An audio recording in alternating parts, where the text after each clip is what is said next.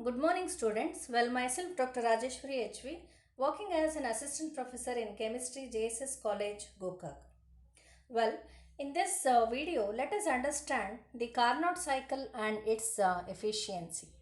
The Carnot cycle is basically designed by the scientist by name Sadi Carnot in 1824, and he considered the hypothetical engine called Carnot cycle. So why the name hypothetical is because it is not into the real existence, so it is an imaginary engine. So Carnot cycle basically contains two isothermal steps at different temperature and two adiabatic steps and Carnot cycle mainly contains four operations. The first one is isothermal reversible expansion, second is adiabatic reversible expansion, and third one is isothermal reversible compression, and fourth one is adiabatic reversible compression. So we have two expansion steps and two compression steps. Together we can generalize there are two isothermal steps and two adiabatic steps.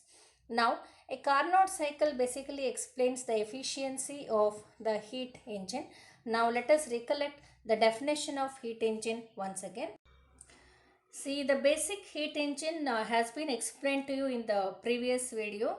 So this is the block diagram. So heat engine is going to absorb the heat from the source where the temperature of the source is taken as T2, or fuel maybe acts like a source, and some amount of heat is converted into work.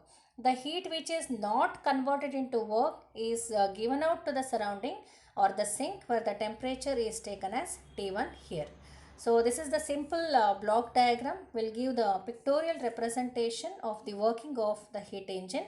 You can take a simple steam engine as a typical example of the heat engine. Steam engine is a typical example of the heat engine. So what a steam engine will do? So heat is absorbed from the boiler. The boiler is the source in case of steam engine, which has the higher temperature, and it is converted into steam engine is it is converted into work. The heat which is absorbed from the boiler is converted into work. The heat which is not converted into work is given out to the sink or the surrounding which has the less temperature. Now the efficiency of such heat engines is explained by the Carnot cycle. So let us understand the simple derivation of the Carnot cycle. See, the above diagram represents the indicator diagram of the Carnot cycle. So as we know, the Carnot cycle comprises four operations. The two isothermal processes, steps, and two adiabatic process. We can see isothermal process, two isothermal and two adiabatic operations are involved in the Carnot cycle.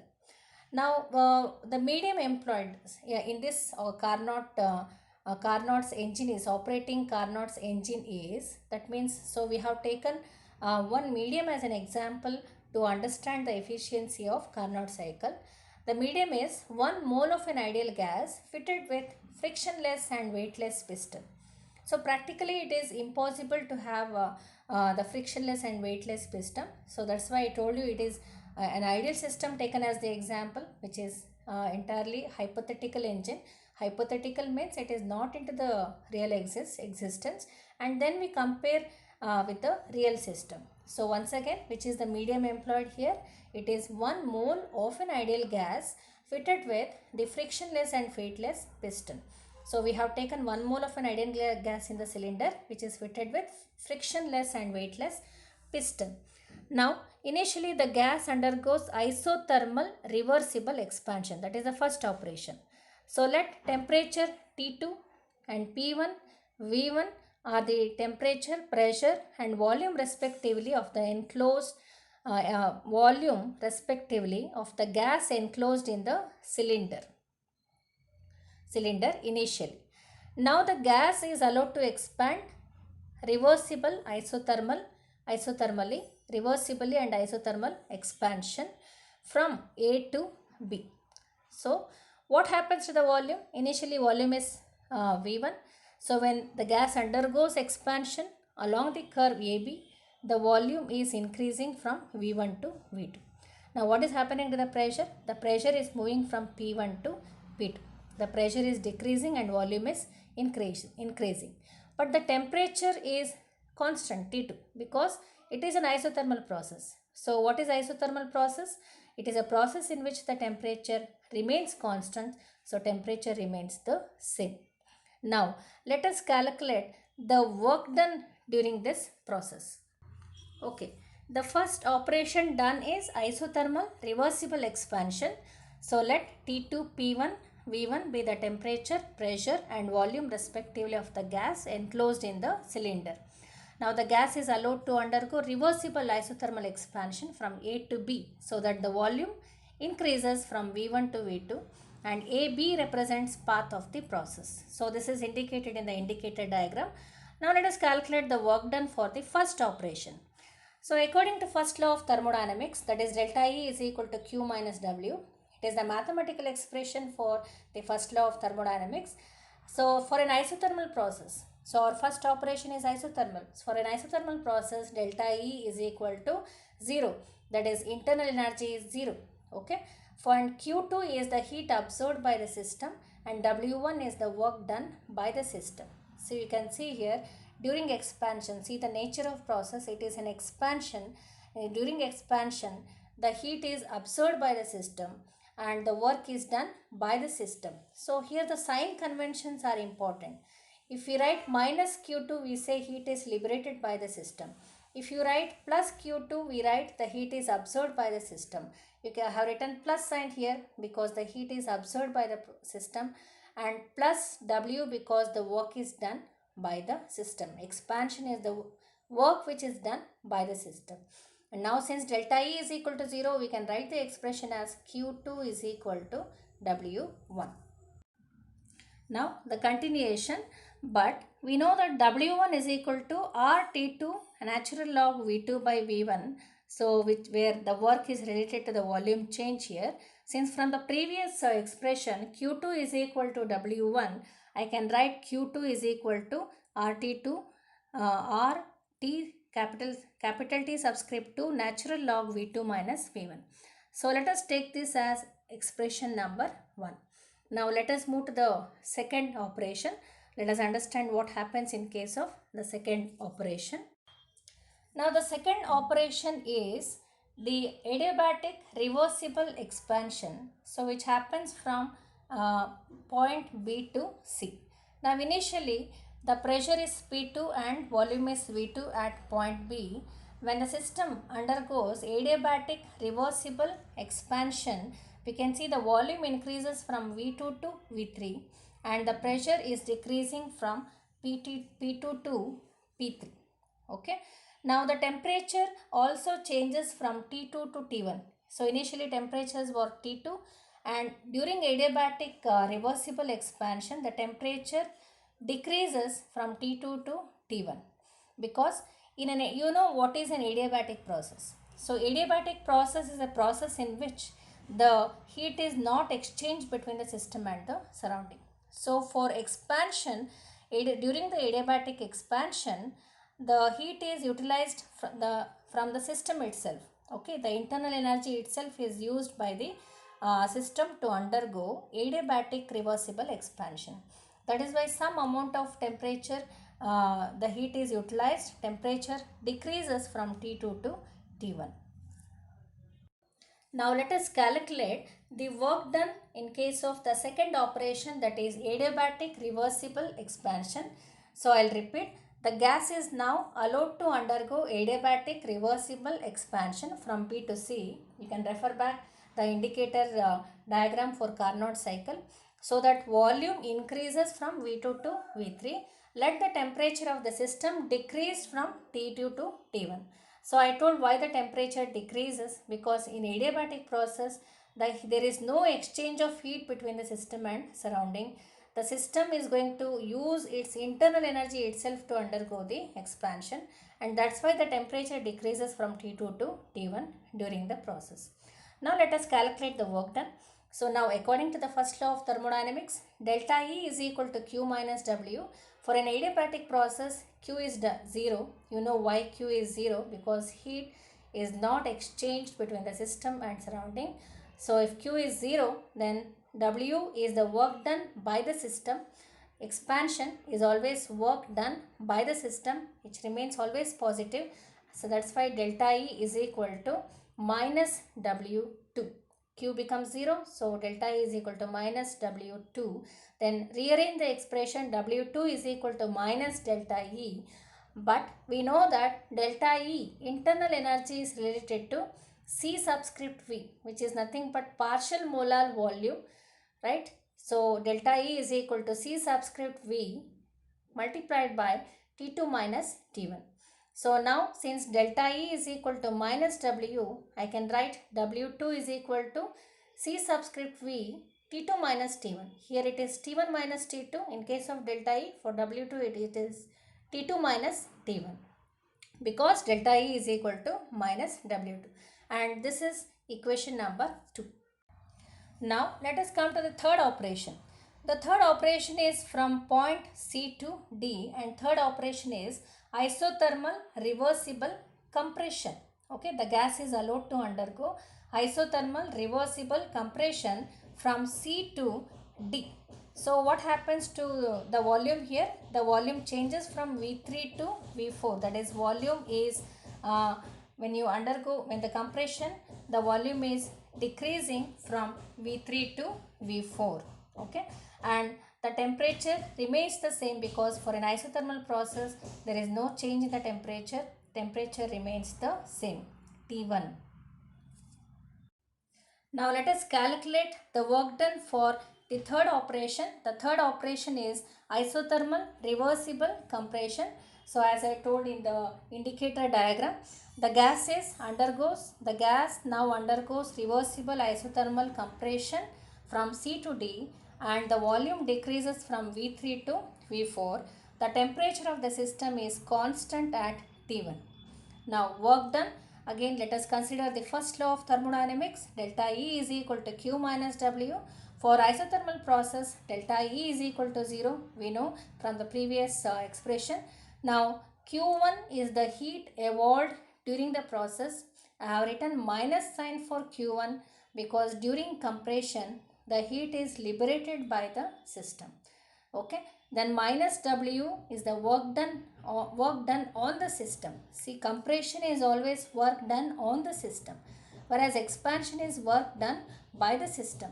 See the sign conventions here. Minus Q1 means heat is evolved, liberated during the process. Minus W is work done on the system. So we can write the expression, the first law of thermodynamics, as minus Q1 is equal to minus W3.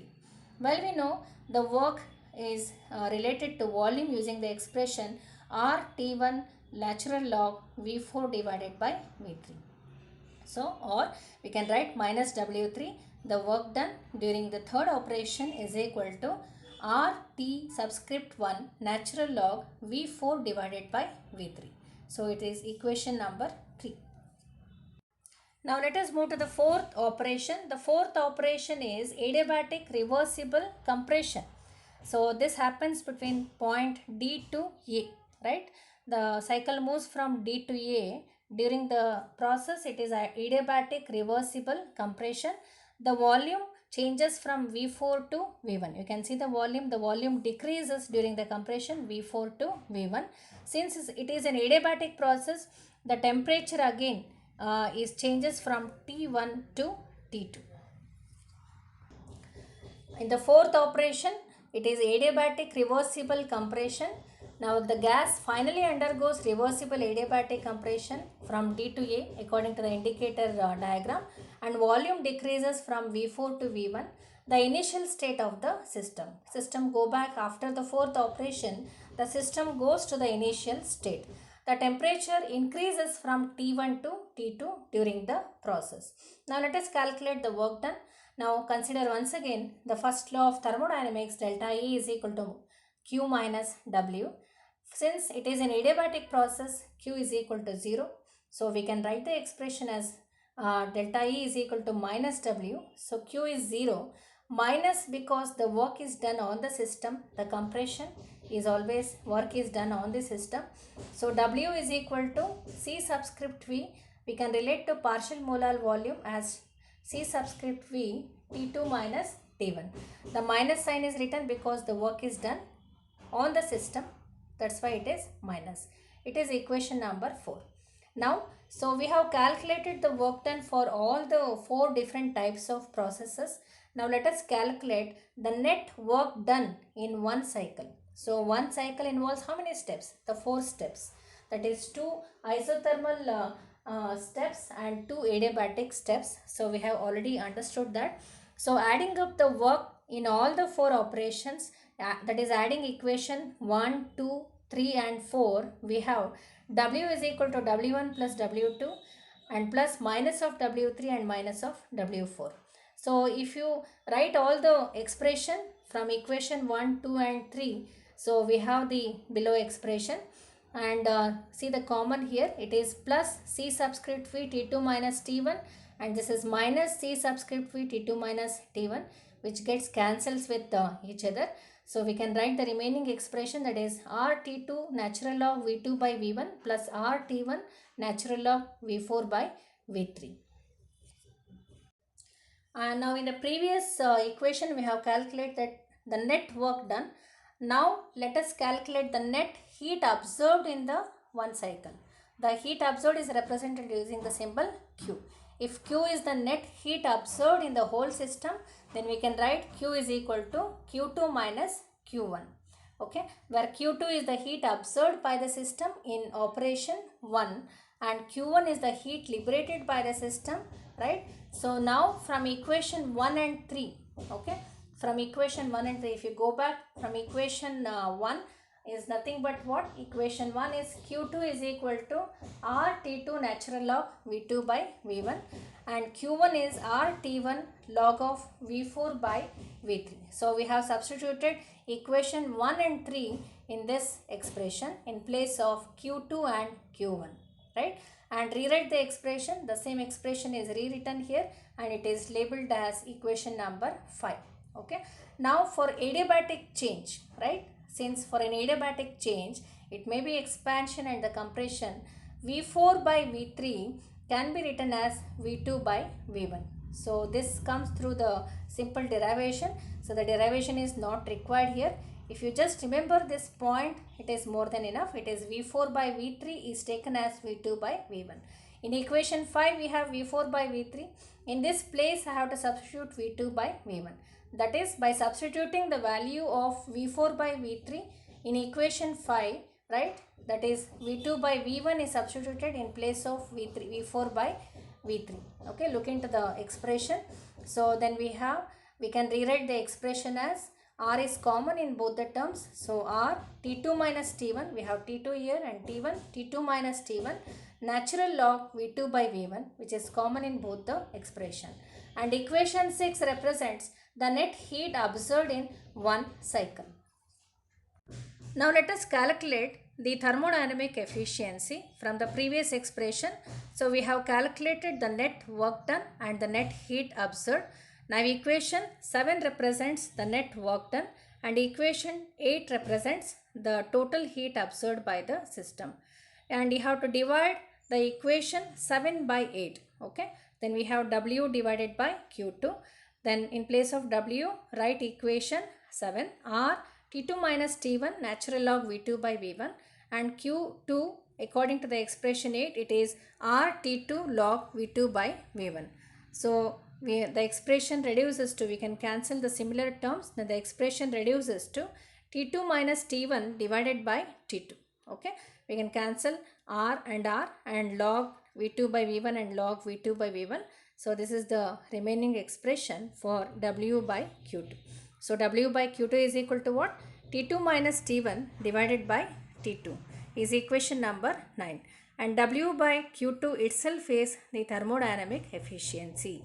Thermodynamic efficiency is also represented using the symbol eta. Eta also represents thermodynamic efficiency. So in place of W by Q2 we can write eta. So eta is equal to T2 minus T1 divided by T2.